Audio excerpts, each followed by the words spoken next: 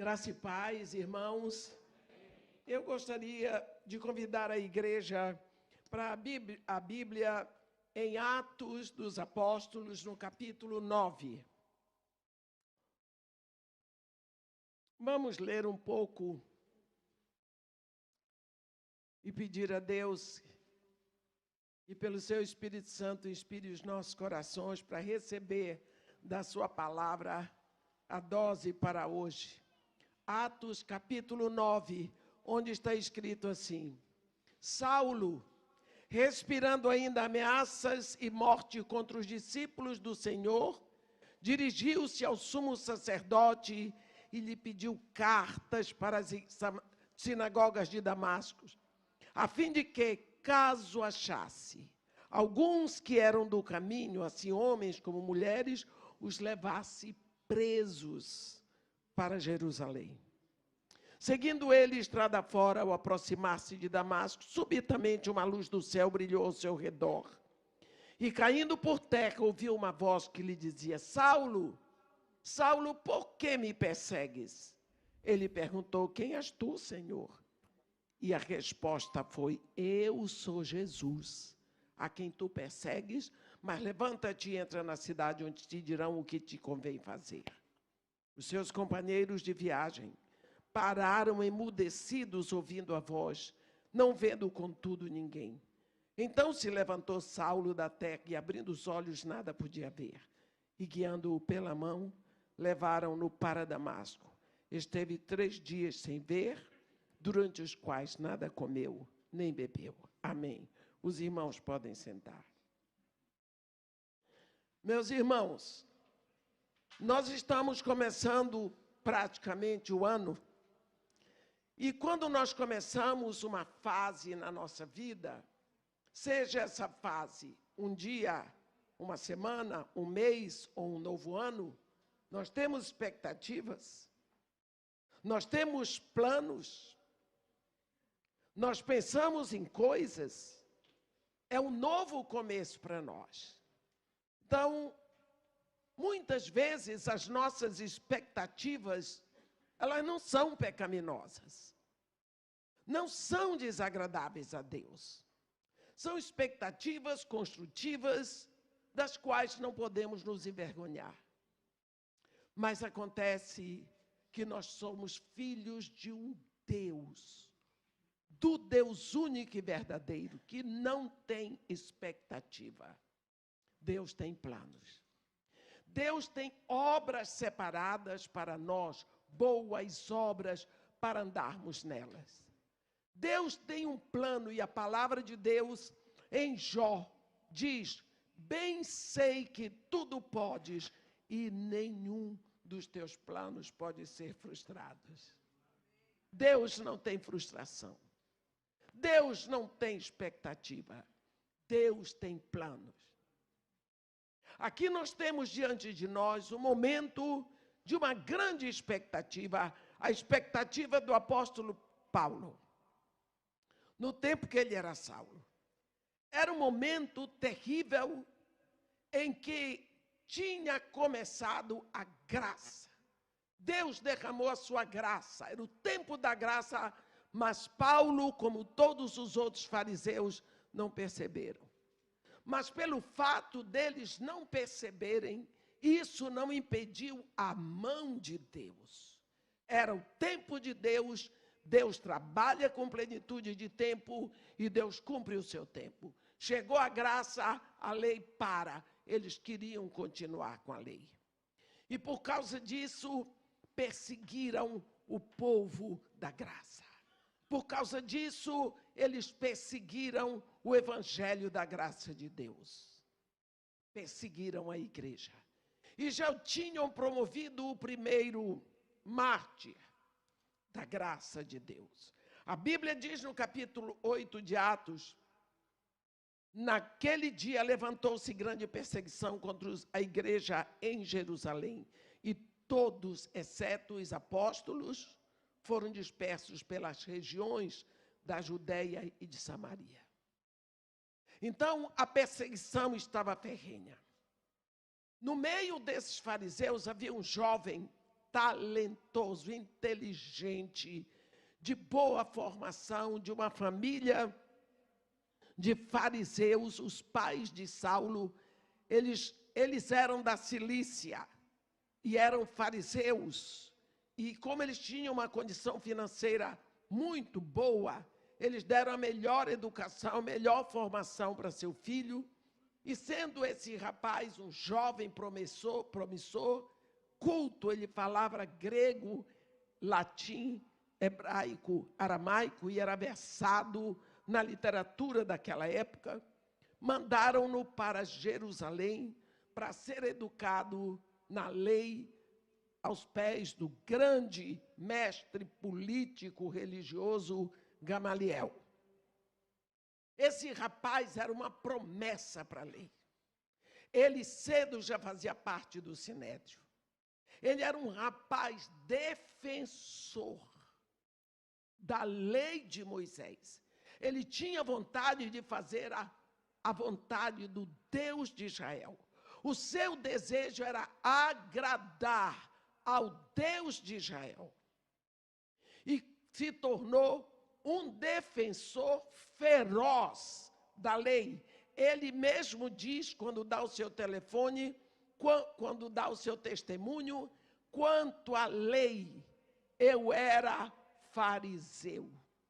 E quanto ao zelo, me tornei perseguidor da igreja. Esse rapaz agora toma a frente, porque houve a grande diáspora da igreja depois da morte de Estevão. Todos, a Bíblia diz no capítulo 8, com exceção dos apóstolos, deixaram. Você pode imaginar a diáspora que foi? Os crentes, os filhos de Deus, sendo espalhados, porque não podiam ficar em Jerusalém. Uns eram mortos, outros presos, outros obrigados a blasfemar. Foi horrível o que estava acontecendo ali. Tomaram Paulo com a sua batuta de defensor da lei, e ele, jovem, assumiu a direção. Um dia eu estava meditando sobre esse momento, e eu vi, na minha imaginação, como se Deus, naquele momento, tivesse enchido a mão de semente e tivesse feito assim. Foi a hora de Deus semear o Evangelho. Na hora que os cristãos saem, o Evangelho estava semeado nas regiões da Judéia e da Samaria. Eles vão. Saulo agora viu que a perseguição deu certo, porque ele não viu que o Evangelho de Jesus Cristo estava se expandindo. Ele apenas viu que dava certo espalhar. Cada um perde sua casa, perde seu emprego, perde os seus bens, se manda pela vida. Então, existiam em Damasco por volta de 40 sinagogas. Não havia igreja para os discípulos de Jesus Cristo se reunirem, e todos eram judeus. Então, todos iam para a sinagoga. Eles estavam espalhados nessas sinagogas de Damasco. A Bíblia começa o nosso texto, diz assim: Saulo, respirando ainda ameaças e morte contra os discípulos do Senhor. Olha o que ele queria. Até morte. Saulo era, nessa época, a fera sanguinária de derramar sangue de filhos de Deus. Ele vai ao sumo sacerdote e pediu a ele cartas que lhe desse autoridade para ele chegar nas sinagogas de Damasco, entrar, e se ali houvesse algum discípulo de Jesus Cristo, fosse um homem ou fosse uma mulher, ele traria preso para ser julgado em Jerusalém, onde também Estevão tinha sido julgado. Vocês sabem, meus irmãos, que eram 6 dias a cavalo, de Jerusalém até Damasco. Pensa que crueldade. Trazer homens e mulheres, seguramente não viriam a cavalo, a pé, puxados, amarrados, até Jerusalém, para chegar no final ser julgados. Por quê? Por causa do Evangelho. Hoje, nós nos queixamos tanto.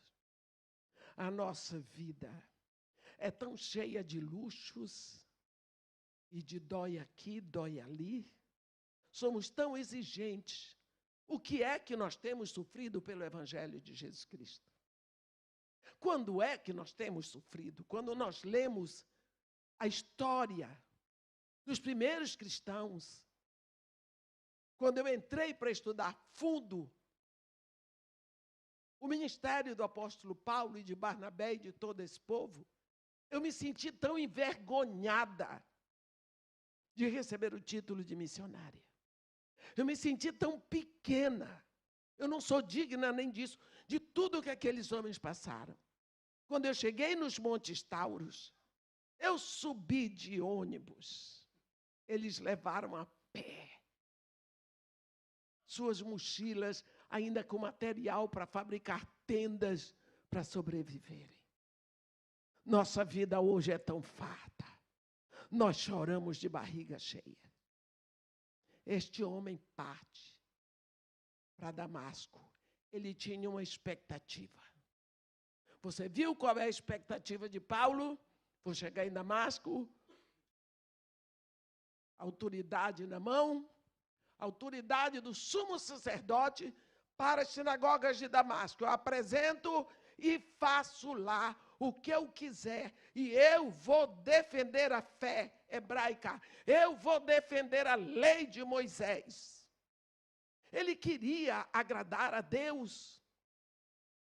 A expectativa dele era purificar a fé hebraica.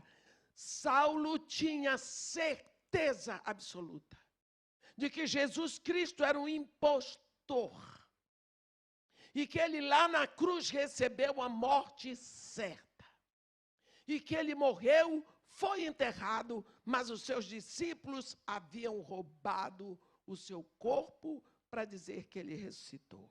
E ele, Saulo, ele ia acabar com essa farsa, ia acabar com essa mentira, porque o Messias prometido de Deus a Israel jamais iria numa cruz. Pronto. Ele entra no caminho de Damasco. E a expectativa dele era acabar com essa mentirada de uma vez por todas. A Bíblia diz que quando ele se aproximava de Damasco, subitamente uma luz do céu brilhou em volta dele. Caiu por terra. E ouviu uma voz que dizia: Saulo, Saulo, por que tu me persegues? Ele disse: quem és tu, Senhor? Eu sou Jesus, a quem tu persegues. No capítulo 22 de Atos, quando Paulo dá esse testemunho, ele diz assim: eu sou Jesus, o Nazareno, a quem tu persegues. Mas levanta-te, entra na cidade onde te dirão o que te convém fazer. Acabou. Olhe como acaba uma expectativa diante de um plano que Deus tem. A expectativa de Paulo, por acaso, ele não adulterou, ele não estava pensando fazer coisa errada, era só o desejo de fazer a vontade de Deus, como estava escrita na lei. Agora tem ali no chão um homem de alta expectativa, e por causa da expectativa dele, ele já tinha derramado sangue de filhos de Deus. Ali no chão, esse jovem pensa: mas se ele falou comigo, então ele está vivo. E se ele está vivo é porque ele ressuscitou. E se ele ressuscitou, ele é o Messias. Então, nós matamos o Messias. E eu estou matando os seus discípulos. O que é que eu estou fazendo aqui? Você já pensou uma expectativa dessa acabando assim, de uma hora para outra? Nós temos expectativas, nós oramos por elas, nós achamos que são boas, mas nada disso vai acontecer se não for o plano de Deus. A Bíblia diz: entrega o teu caminho ao Senhor, confia nele e o mais ele fará. É preciso que nós oremos, nós temos as nossas expectativas, mas nós precisamos colocar tudo sob o controle do Deus Todo-Poderoso, a quem nós entregamos a nossa vida. Eu devia hoje estar pregando em Fortaleza. Qual é o pecado de pregar em Fortaleza? A igreja lá comprou as passagens e de volta do Rio para Fortaleza e de volta para o Rio. A Kay e eu, a Ângela e eu. Tudo bem, qual é o problema? Eu ia chegar no Rio terça-feira, tudo pronto. Domingo, quando eu vim para cá pregar de manhã, já deixei a Kay em casa. Uma forte dor de cabeça. Fui lá na hora do almoço, ela não pôde vir para o churrasco que a igreja ofereceu. Voltei para casa, chamei o médico no Brasil. O médico disse: leva para o hospital. Levamos, está lá até hoje. Meningite e água no pulmão. Eu pergunto a Deus: mas o senhor não podia ter deixado para fazer isso quando eu chegasse em casa, terça-feira? Não é da minha conta. Você está pensando que Deus me disse alguma coisa até hoje? Pelo jeito, nada é da minha conta. Então, estou louvando a Deus, porque Deus é Deus e eu não sou. Dói. Eu já chorei tanto, porque eu gosto de cumprir. Já liguei para outra igreja do próximo final de semana, onde tem um quarto de Sunem. Nesse quarto de Sunem, para dizer para vocês, lá em Gramado, eu prego de manhã, de tarde e de noite, sozinha. E agora? Como é que fica a igreja lá? Passagem comprada? Vai ter que arranjar alguém para pregar no meu lugar. Se vocês soubessem o quanto doeu, porque o mais dói na minha vida é me tirar isso aqui da mão, me tirar um púlpito. Tire tudo de mim, não me tire o púlpito. Não me tire essa alegria de pregar, porque isso é a minha vida. Mas o plano de Deus qual é? Ainda não sei.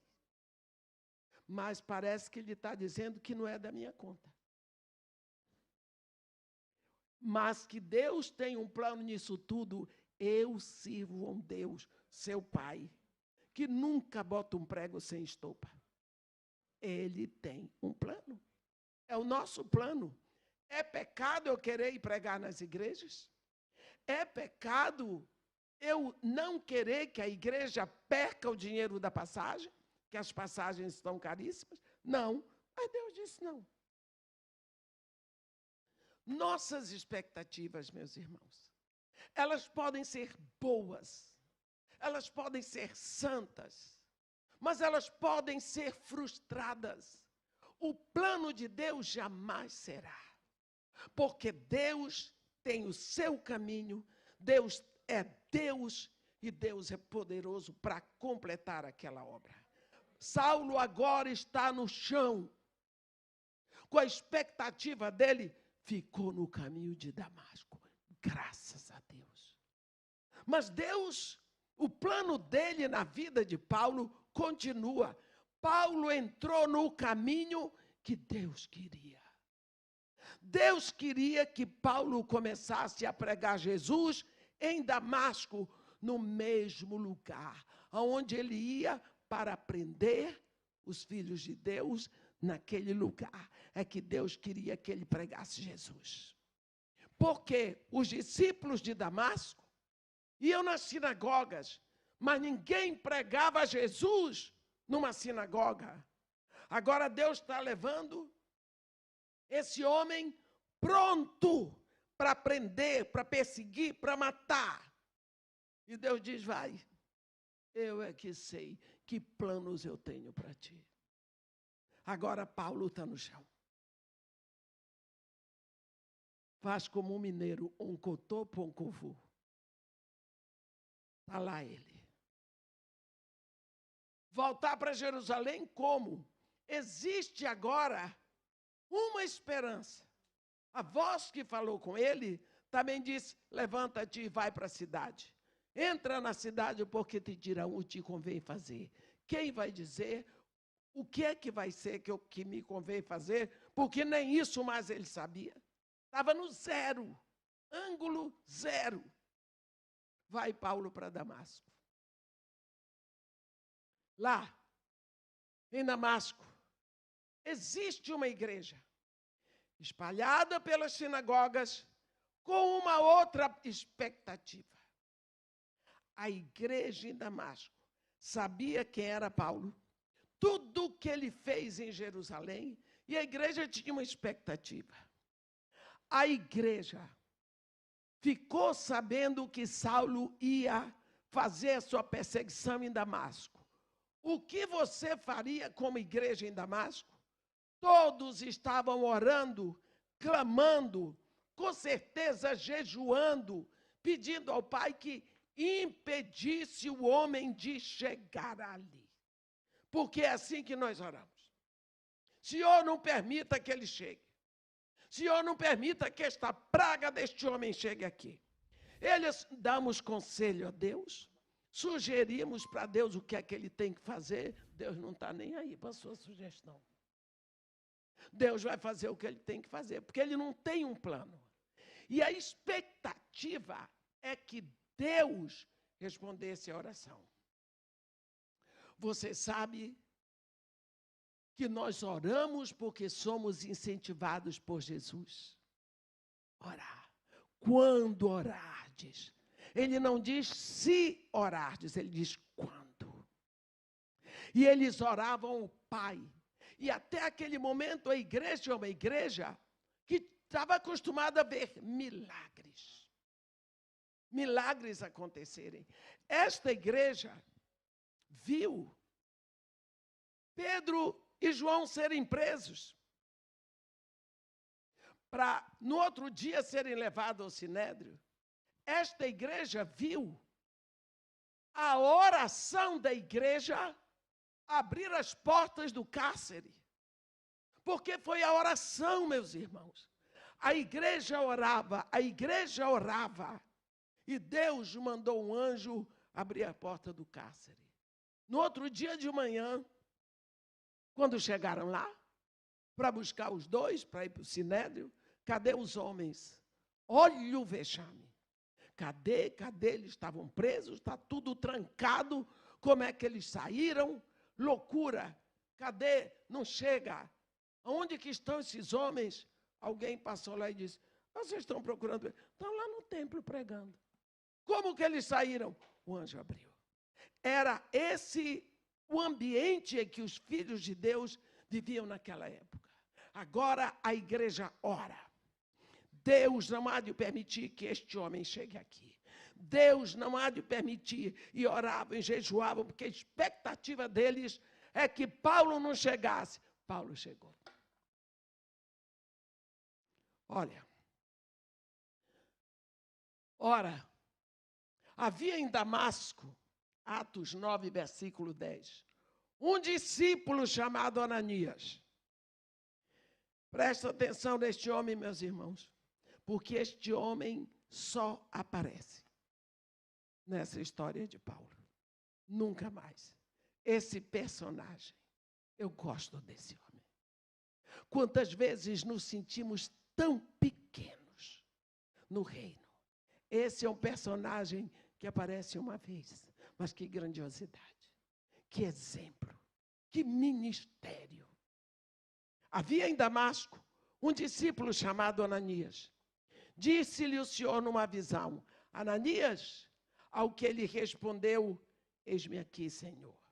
Então o Senhor lhe ordenou, dispõe-te e vai à rua que se chama Direita, e na casa de Judas, procura por Saulo, apelidado de Tarso, porque ele está orando e viu entrar um homem chamado Ananias e impor-lhe as mãos para que recuperasse a vista. Para que recuperasse a vista. Fica no lugar de Ananias.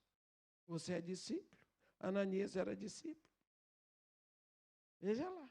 Fica no lugar de Ananias. Quando Jesus fala com ele, ele só pensou, o homem chegou.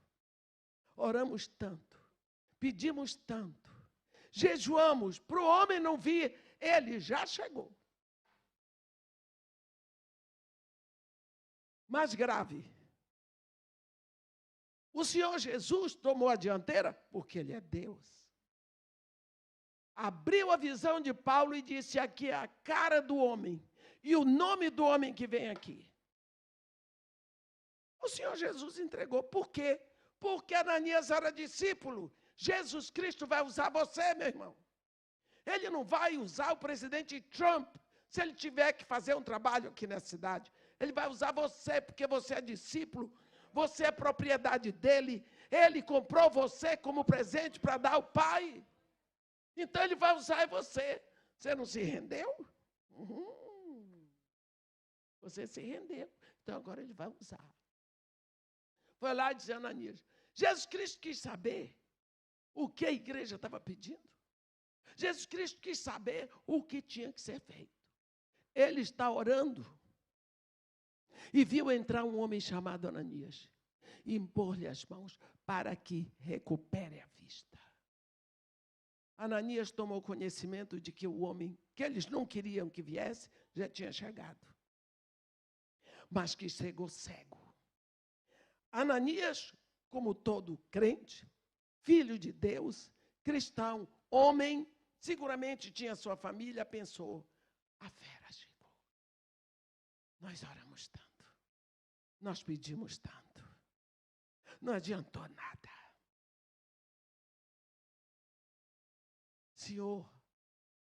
Senhor, agora ele vai interceder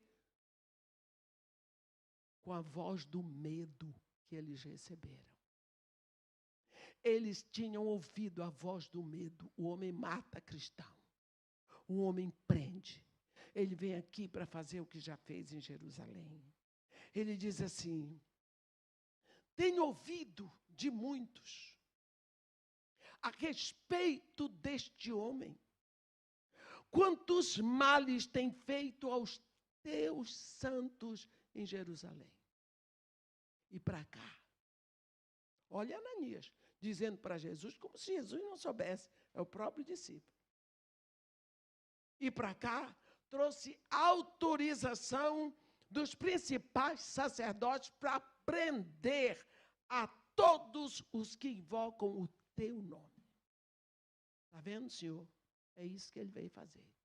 Em outras palavras, Ananias estava dizendo para Jesus, deixa o homem cego, porque cego ele não pode fazer mal a gente, como fez em Jerusalém. Jesus Cristo ouviu a charopada todinha do discípulo. E Jesus Cristo diz para ele, vai, porque este é para mim um instrumento escolhido. Dá para você compreender esse mestre? Meus irmãos, Jesus Cristo é Deus. Não cabe no nosso pensamento. Deus fala e diz em Isaías 55, os meus caminhos não são os vossos caminhos, e os meus pensamentos não são os vossos pensamentos. Porque o quanto distam os céus da terra, os meus pensamentos são mais altos que os vossos pensamentos, e os meus caminhos mais altos que os vossos caminhos. Jesus Cristo olha para Ananias e diz, não, mas vai, porque este é instrumento escolhido para levar o meu nome perante gentios e reis, como também perante o povo de Israel, porque eu vou lhe mostrar o quanto vale sofrer pelo meu nome. E Jesus, acabou. Acabou. Ananias ficou com a batata quente na mão. E agora? Essa batata quente que Jesus Cristo veio entregar na mão de Ananias, meu irmão, ele entregou a você, na sua mão e na minha.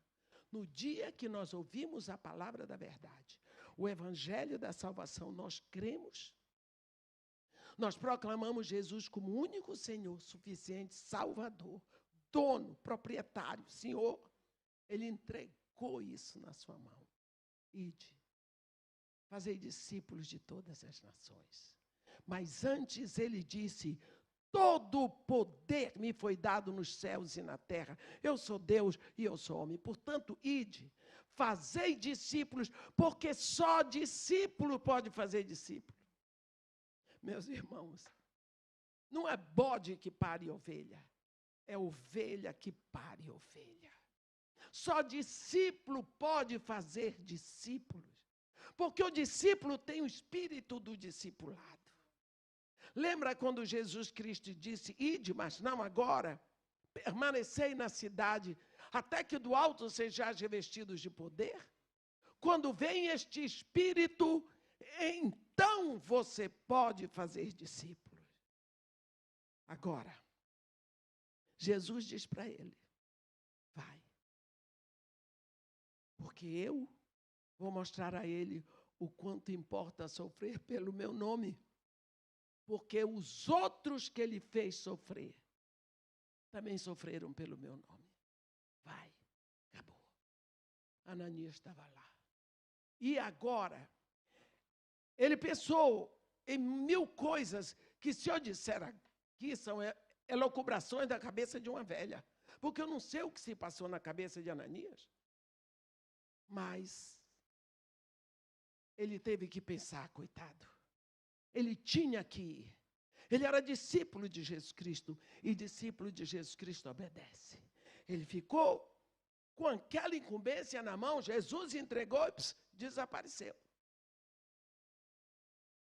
Ele foi. É lindo que quando ele entra na casa de Judas, ele entra na casa e impôs sobre as mãos sobre Paulo, dizendo: Saulo, irmão. Você viu o que aconteceu? Até alguns minutos, Saulo era o inimigo, agora ele é irmão. Você está vendo o poder da palavra no coração de um discípulo. Aquele mesmo a quem ele não queria, seguramente ele achou que era um perdido sem esperança. Agora ele chama irmão, porque Jesus falou no coração dele e disse a ele: ele é instrumento escolhido, vai lá. Mas olha, ele é instrumento escolhido por mim, mas está nas tuas mãos desatá-lo. Se Jesus quer fazer alguma coisa na vida de alguém aqui na terra, ele vai fazer através de você, meu irmão. Ele vai fazer através de mim. Ele não vai usar um outro. O diabo usou a serpente. Ele se travestiu de serpente lá no Éden. Não tinha mais ninguém. Hoje ele usa pessoas, mas Deus nunca precisou usar a serpente. Deus usa os seus filhos. Que ministério esse de Ananias? Ananias perdoou Paulo. Ananias foi para lá perdoando Saulo. Ananias foi para lá crendo no poder transformador que existe em Jesus Cristo. Ananias sabia que ele só tinha que anunciar e que a obra quem ia fazer era o Espírito Santo. Às vezes nós pregamos a palavra e já queremos uma resposta da pessoa. Não, eu prego, mas quem salva é Deus. Todos os maiores congressos de evangelismo que eu fui pregar na minha vida, eles têm o tema de Jonas 2:9, ao Senhor pertence a salvação. Eu prego, eu ensino, mas quem salva é o Senhor, porque é a Ele que pertence salvar. Todos vão ouvir, Ele vai salvar aqueles que têm que ser salvos naquele momento. Ananias chega lá e diz: Saulo, irmão. A quem ele achava ainda agora que era uma fera assassina. A quem ele clamou a Deus que aquele homem não chegasse. Agora o coração dele se abre. Irmão, olha, o Senhor me enviou.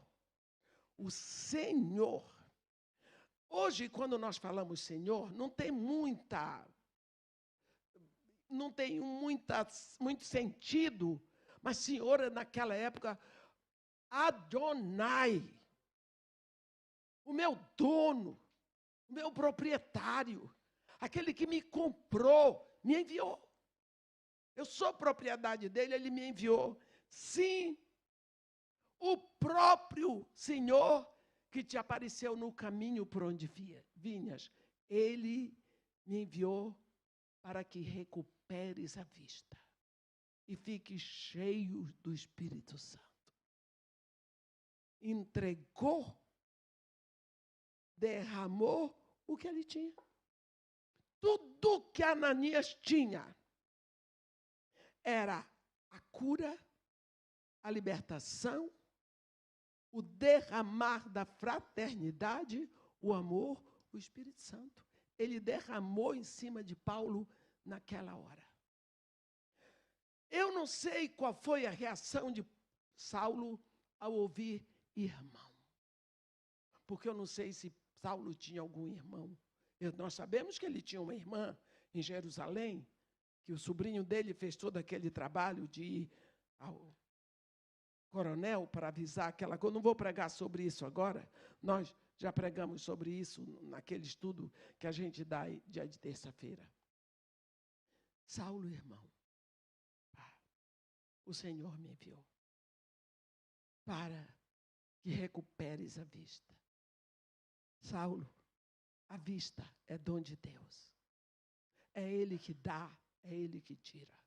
Só Ele é poderoso para tudo isso. E fique cheio do Espírito Santo. A Bíblia diz, imediatamente, caíram dos olhos de Paulo, como que umas escamas, e ele tornou a ver. A seguir, levantou-se, foi batizado. E depois de ter se alimentado, sentiu-se fortalecido. Então, permaneceu em Damasco alguns dias com os discípulos. Você viu? Cadê a expectativa de Paulo? No chão. Cadê a expectativa dos crentes de Damasco? No chão. O plano de Deus vigorou. O plano de Deus é que ele fosse lá. Vocês vão ver. E logo pregava nas sinagogas a Jesus, afirmando que este é o Filho de Deus. Gente, que horror! Que mudança é essa? Só Deus pode fazer isso. Só Deus. Quando ele sai de casa para as sinagogas, a carta para prender crente, não sei o que ele fez com ela. Mas ele foi nas sinagogas, onde ele iria prender os crentes, ele foi pregar o Deus dos crentes. Ele foi pregar o Senhor dos crentes como o seu Senhor. Aí vem a fofoca. Todos que ouviam estavam atônitos. Não é este o que exterminava em Jerusalém os que invocavam o nome de Jesus, e para aqui veio precisamente com o fim de levar amarrados aos principais sacerdotes. O povo diz, mas não era ele? Você sabe como é que é. O povo estava admirado. Então, nós vemos aqui duas expectativas que não eram pecaminosas. Um jovem fariseu querendo proteger a lei de Moisés. Um jovem fariseu querendo agradar a Deus. Ao mesmo tempo, uma igreja, essa era a expectativa dele. Ao mesmo tempo, uma igreja querendo sobreviver. Em vez de levantar a mão para mandar matar Paulo, essa igreja foi aos pés da cruz e orou, intercedeu e esperou a resposta. E Deus mandou. Só que a resposta não era como a igreja queria. Talvez depois a igreja entendeu. Ali começou o ministério do nosso querido irmão Saulo de Tarso. A expectativa dele teve que ruir para que ele pudesse entrar no plano de Deus agora, na graça. Quantas vezes você já fez planos e os seus planos ruíram? O nosso coração, quando está com uma expectativa, ele é um campo aberto para que alguma coisa aconteça. Eu vou contar uma história para vocês que eu tenho de expectativa, porque essa história está mexendo aí nos canais. Porque aconteceu uma coisa quando eu estava no Canadá, e aconteceu em público, e o culto deles vai para todo canto no mundo como o de vocês. Há mais de 10 anos atrás, eu fui convidada para ir pregar o primeiro congresso de mulheres cristãs do Haiti, depois daquele terremoto. Uma igreja que tinha ficado com alguma, eles cobriram com plástico, botaram umas cadeiras, e eu fui ali levada para pregar esse congresso. Só que nós ficamos lá 8 dias. Quem conheceu a Kay estava comigo nessa época. E tem um ministério aqui chamado A Voz dos Mártires. O pastor Luiz é o diretor. E eles me levaram lá. Tudo bem. No último dia, nós íamos viajar, no outro dia de manhã, de volta para o Brasil. Nós estávamos com uma van. Eu não posso dizer que nós passamos à frente de uma favela, porque era só favela. Ali, era tudo jogado. Aí, então, nós íamos passando, veio um rapaz com os meninos, fizeram assim na van. Nós paramos. Entrou esse rapaz e disse assim: a missionária Williams. Ora, missionária Williams, que tinha no ônibus, era só eu. Eu disse, sou eu.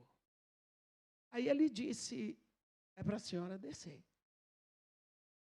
Bem, todo mundo desceu. Eu disse, estou assustada. Ou então eu estou muito famosa, mas você no Haiti. Né? Já me conhecem, né? Ela está me esperando assim. Aí eu desci, era aquele favelão de sempre, muita lama no chão.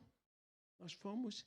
Ele disse, tem uma pessoa que mandou chamar a senhora. Fui lá. Quando eu cheguei lá, disse a ele, tinha embaixo de uma árvore assim, sabe aquela árvore que é uma árvore, mas ela não é muito frondosa e tem poucas folhas? Sentado num banco, um senhor. Ele era negro, mas é esse tipo de negro que é assim um mulato da pele mais clara que a minha, o cabelo já bastante grisalho. Ele estava sentado num banco, ele não tinha camisa. Ele estava com uma cirola, dessa que vem até o joelho. Se vocês não sabem o que é cirola, eu acho que não é uma coisa conhecida dos mais jovens. Os homens antigamente usavam cirola. É a cueca mais comprida. Hoje em dia eles usam sunga. Tudo bem. O que eu vou fazer? Tudo bem. Ele estava com uma dessas cirolas. E ele estava com a mão esquerda aqui em cima da coxa e tinha uma Bíblia dessa altura. A Bíblia dele parece que ela não era muito grande. Ela era desse tamanho, bem alta. Parece que aquela Bíblia tinha caído na água e depois secou as folhas, ficou bem grande. Ele olhou para mim. Eu disse, o que o senhor quer de mim? Ele olhou bem para mim e disse para todo mundo, é esta mesmo. Esta é a missionária Williams. Ele diz, faz 8 anos que o meu Senhor Jesus me disse para esperar a senhora aqui. Ele disse que em 8 anos, ele traria a senhora aqui. E eu esperei. Semana passada, ele disse, ela já chegou. E essa madrugada ele me disse, ela vai passar aqui na frente. Segure. Só que eu disse, eu não sabia de nada. Eu não sabia de nada. Deus não me falou nada. Aliás, Deus fala comigo na sua palavra. É muito raro acontecer uma coisa. Isso aí é raro acontecer. Acontece, mas talvez 5 vezes na minha vida. Então, eu disse, meu irmão, eu vi que era irmão, Bíblia na mão, falando meu Senhor Jesus. Eu disse, meu irmão, o que é que eu posso lhe ajudar? Ele disse, é para a senhora orar por mim. Para eu ficar curado dos rins. Para orar é para orar. Pus as mãos, orei, ele começou a urinar, parece que era café, de tão escuro. E ele chorava.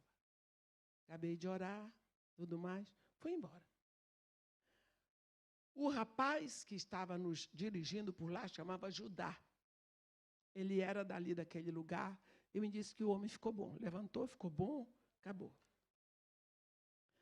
Passou muito tempo, muito tempo, muito tempo. Agora,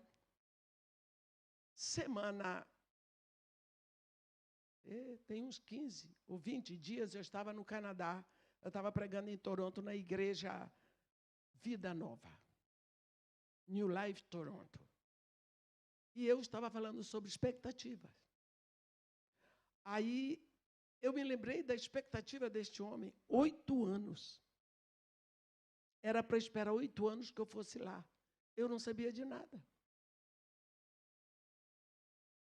E, quando eu comecei a falar para os irmãos, eu citei como exemplo este Ananias. Eu gosto do nome dele, de lá do Haiti, por causa desse Ananias.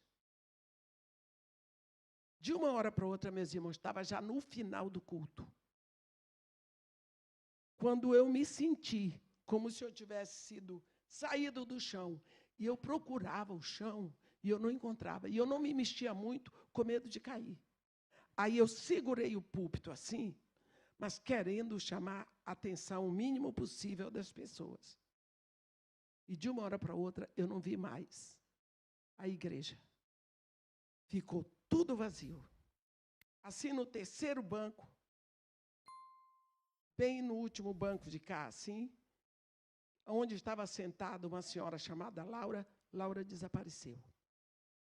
No meio do corredor, veio a visão do Ananias.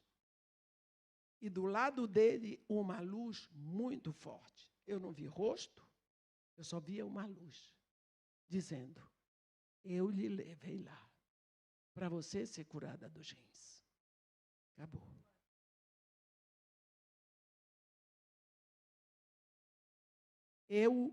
A Ângela disse, pastor Seni, mamãe está passando mal. Vieram, me pegaram, já estava no final. Eu suava, eu sou a última pessoa do mundo para suar, eu não suo.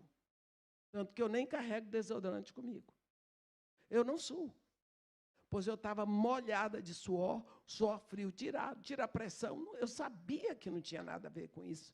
Tudo bem. E eu falei, no segundo culto, eu falei o que aconteceu. Porque o povo estava apavorado. Pronto, a véia vai morrer aqui, acabou.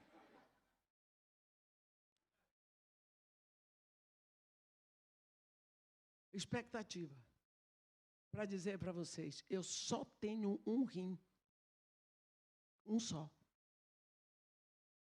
Lá no Canadá, depois que aconteceu isso, eu me lembrei, por que é que eu estou com 80 anos, não vou ao nefrologista? Eu não tenho problema nenhum nos rins. Meu rim é perfeito. Eu nem sabia que eu tinha um problema. Aí eu fico pensando na expectativa desse Ananias de lá do Haiti. E fico vendo o que é uma pessoa doente esperar 8 anos. Por que que Deus estabeleceu 8 anos? Por que que tinha que ser depois do terremoto? Por que que tinha que ser eu? Então, nós não vamos compreender plano de Deus. Plano de Deus é plano de Deus. Os nossos planos, as nossas expectativas podem ser frustradas. Nós precisamos entregar nas mãos de Deus. Entregar, dizer, Senhor, isto é o que eu te peço. Se for possível, faz, mas seja feita a tua vontade, porque teu é o reino, teu é o poder, tua é a glória. Olha, expectativas. A expectativa de Paulo era cumprir a lei de Moisés e se tornar um grande arauto da lei de Moisés. Isso não é pecado. Na visão dele, ele estava fazendo tudo certo. Mas no meio disso, Deus tinha o plano dele. A igreja estava fazendo a coisa certa. Lógico que nós vamos orar para Deus nos livrar de todos os males. E na visão deles, o ministério de Paulo era um mal para a igreja. Mas Deus tinha algo melhor para fazer. Quantas vezes nós entramos o ano pensando nas expectativas que tivemos para o ano passado, e elas não foram cumpridas. Esperei tanto isso, orei tanto por isso, desejei tanto tal coisa, e cadê? Parece que Deus é indiferente. Parece que Deus não se importa com a minha oração. Parece que Deus só ouve a oração dos outros. E a minha oração? E a minha necessidade? Para onde ela vai? Quantas vezes nos sentimos desse tamanho? Tão pequenos, que Deus nem se importa comigo. Quando nós olhamos o livro do profeta Abacuque, ele se queixa disso. Ele diz assim, porque me mostras a iniquidade e me fazes ver a opressão, pois a destruição e a violência estão diante de mim, a contendas e litígios se suscita. Até quando, Senhor, clamarei eu e tu não me escutarás? Gritar-te-ei violência e não salvarás. Aqui ele mostra que ele grita a um Deus que parece indiferente. Indiferente. E quando Deus diz para ele, diz assim, vede entre as nações, olhai, maravilhai-vos e desvanecei, porque realizo em vossos dias obra tal, que vós não crereis quando for contada. Você está apegado nas suas coisas pequenas, Abacuque? Você está olhando essas coisinhas de sua volta? Olha grande. Abre teus olhos para as nações, porque eu estou trabalhando, Abacuque. Eu estou fazendo uma obra que quando ela aparecer, ninguém vai acreditar de tão grandiosa. Deus está dizendo para ele, o que eu estou fazendo, Abacuque, não é da tua conta. Porque eu não peço conselho a homens, mas eu estou fazendo. E quando ele conclui, ele diz, olha, Abacuque, olha o seu soberbo. A sua alma não é reta nele, mas o justo viverá pela sua fé. Meus irmãos, nós temos que crer que o nosso Deus e Pai é o Deus Todo-Poderoso, o Criador de todos os universos. Nós temos que crer que esse Deus que criou de um casal toda a humanidade, de uma semente, ele faz brotar uma árvore. Ele vai nas coisas pequenas. Ele começa com coisas pequenas. Ele nos levantou neste momento, porque Ele está interessado em fazer uma obra através de nós. Quando nós olhamos o ministério de Paulo, Paulo fez tudo o que tinha que fazer, mas precisou de um que nós chamaríamos Zé Ninguém, para impor as mãos sobre ele, Ananias, tão pequeno. Ninguém fala nele, mas foi ele que deu o chute inicial. Quando nós olhamos para o grande ministério de Pedro, quem foi que levou Pedro para Jesus? André. Quem é André? Irmão de Simão Pedro. Foi o que aconteceu com ele? Não se sabe, mas foi ele que levou Pedro para Jesus. Meus irmãos, vamos fazer o nosso trabalho. Deus não chamou pessoas fabulosas. Deus não precisa dos nossos títulos. Deus não precisa. Deus quer que nós sejamos filhos dele, para que através de nós ele possa estender o derramar da sua graça nesta terra. Nós precisamos saber que Deus tem um plano certo para cada um de nós. E Deus não vai ser frustrado. Cuidado com você que traça seus planos. Eu vou fazer assim, assim, assim, assim. Tá vendo, Senhor Jesus? Está tudo certinho. Isso aqui eu vou dar para as missões. Isso daqui eu vou entregar para a igreja construir o estacionamento. E eu vou ficar só com 50%. Está aqui. E eu lhe peço a sua bênção. E Deus está dizendo, quem lhe disse que eu tenho que abençoar os seus planos? Quando eu tenho um plano para você, e nesse plano estão todas as minhas bênçãos. Hein? Às vezes nós chegamos com tudo prontinho. Deus tem algo tremendo para você. Deus tem algo maravilhoso para você, mas isso não lhe impede de chorar, de sofrer, de apanhar, porque Jesus Cristo não chamou ninguém para ter boa vida com ele. Enganam-se aqueles que usam o nome de Deus para enriquecimento próprio. Esse povo que sofre de holofotite, quer estar no stage, não encontrou lugar na Rede Globo e nem em Hollywood, então eles passeiam pelos púlpitos. Mas nós precisamos tomar cuidado. O que nós estamos fazendo com o Filho de Deus? Com o nome do Filho de Deus. Porque esse Deus que não muda disse, eu não terei por inocente aquele que usar meu santo nome em vão. As pessoas fazem essas coisas. Um dia, eu recebi um telefonema. Eu vou dizer o nome.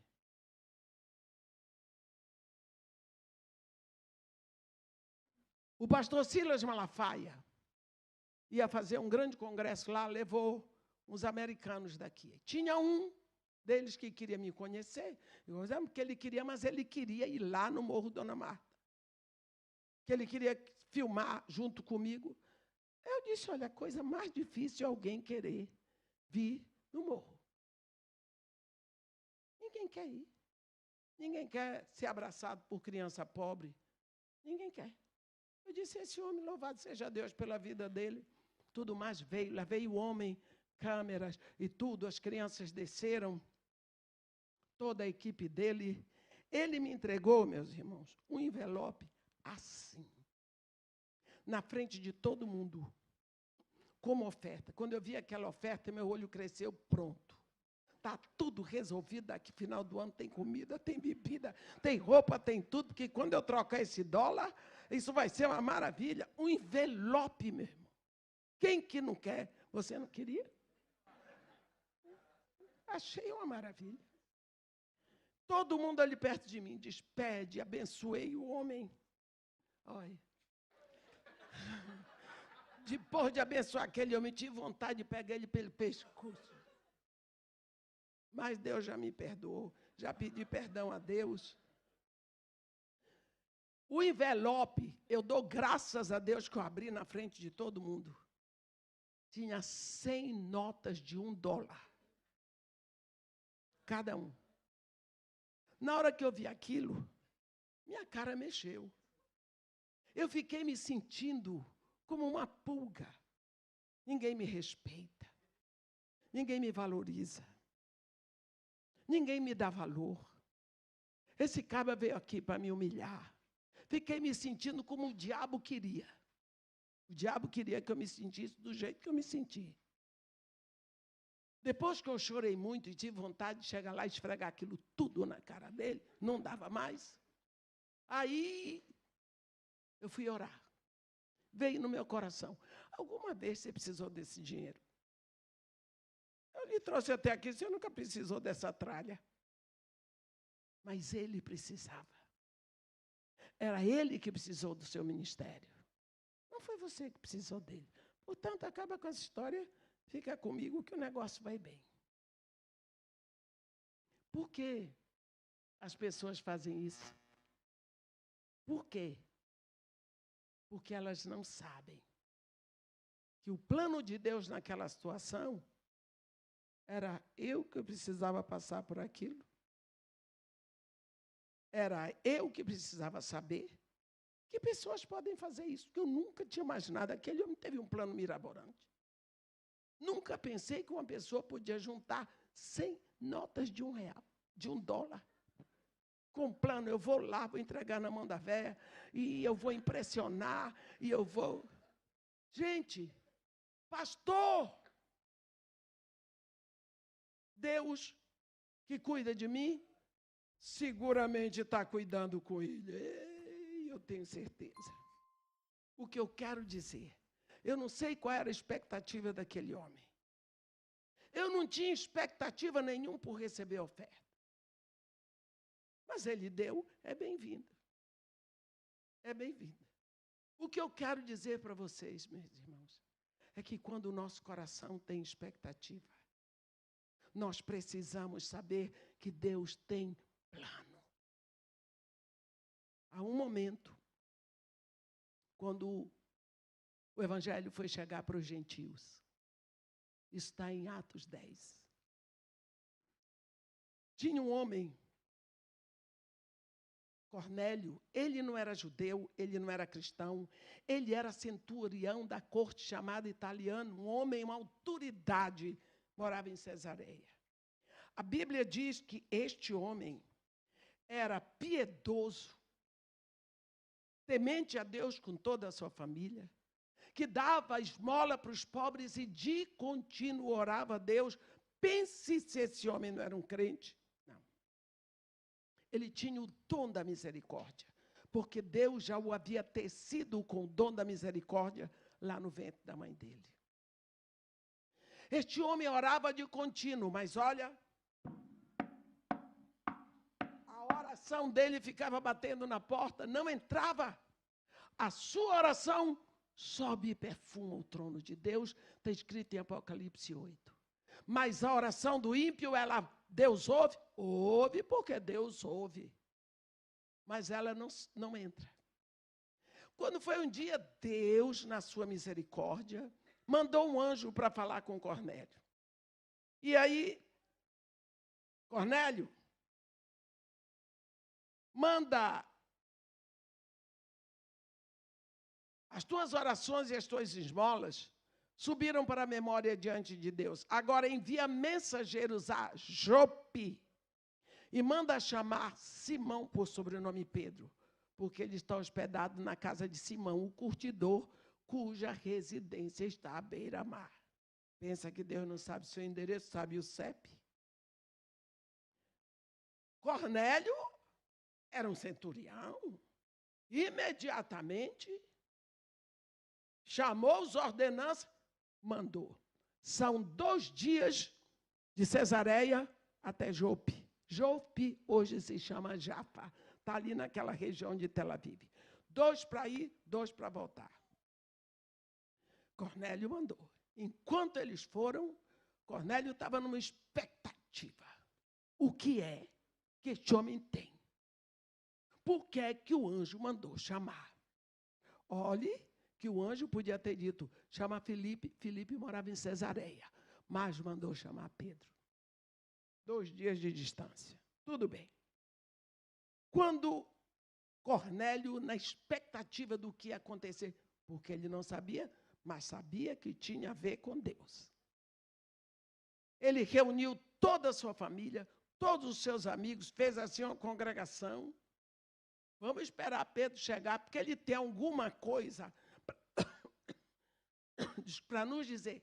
Não sabia o que era, não sabia como era, mas sabia que vinha de Deus. Não é? É isso que eu sinto quando eu venho pregar num púlpito.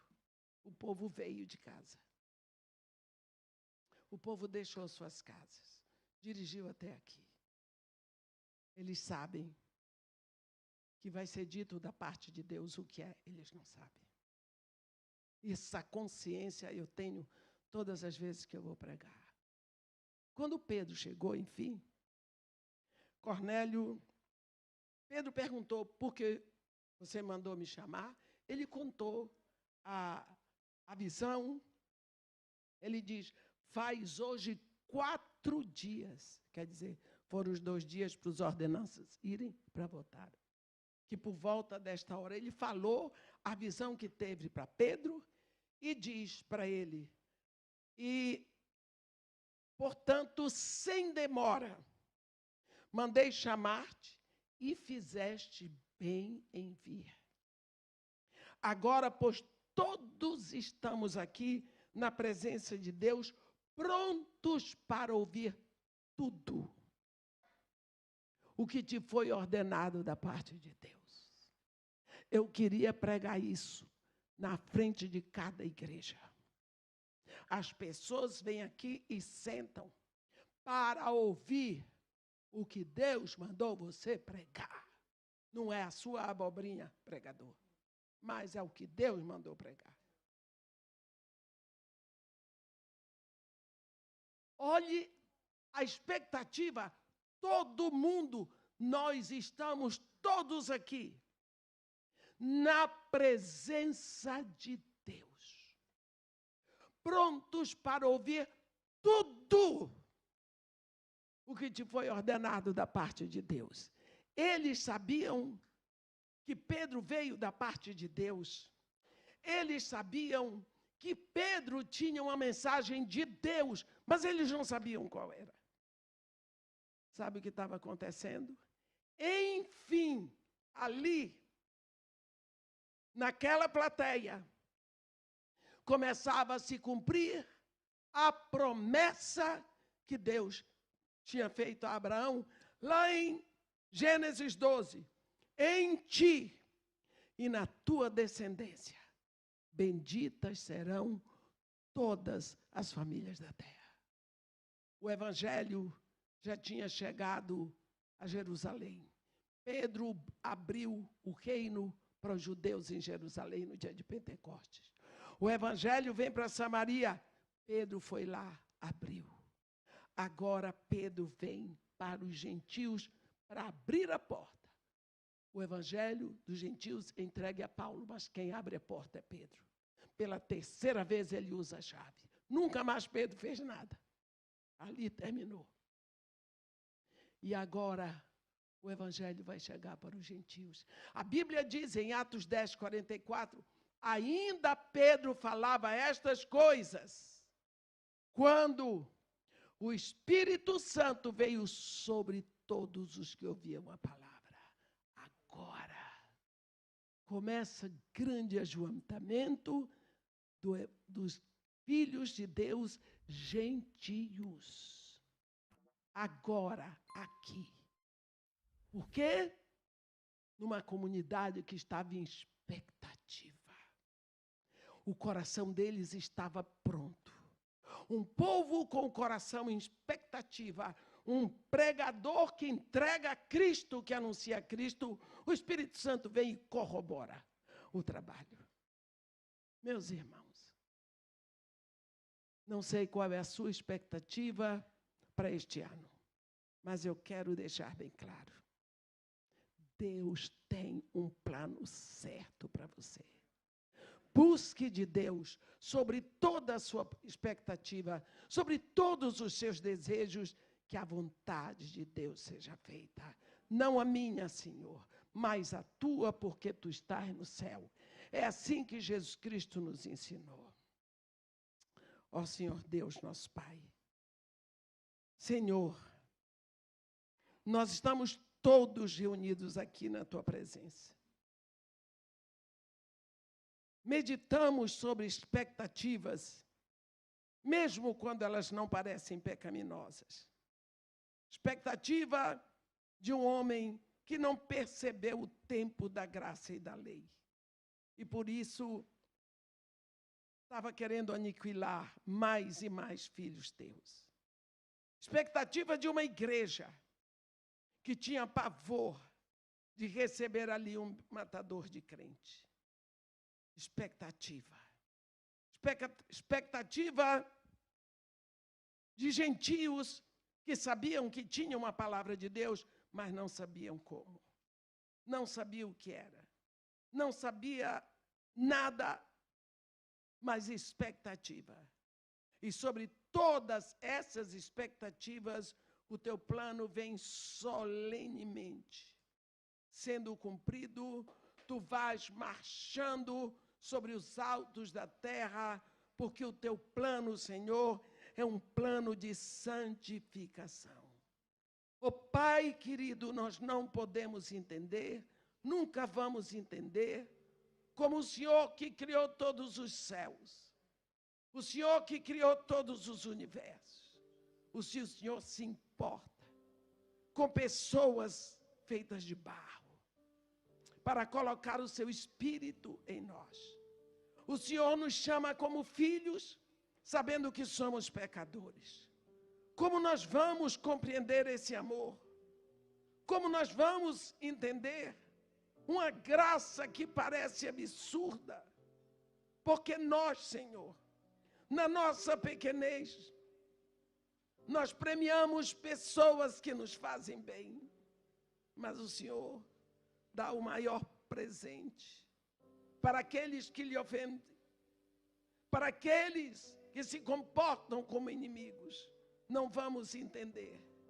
Te pedimos perdão, Senhor, porque quantas vezes nós temos machucado o nosso relacionamento, porque nós queremos parecer aquilo que não somos, porque nós queremos aparecer, brilhar. Te agradecemos, Pai, quando tu sufocas a nossa expectativa e mostras o teu plano. Queremos te dizer, Senhor, que dói muito, e te pedir, Senhor, continua na tua bondade e misericórdia, sufoca, impede, Senhor, que a nossa vontade seja feita, para que a tua seja feita, para que tu, somente tu, seja louvado, glorificado, adorado, porque só tu és digno, Senhor. Nós te agradecemos pela tua palavra, pelo teu ensino, pela tua misericórdia. Ó Pai querido, em nome de Jesus. Amém.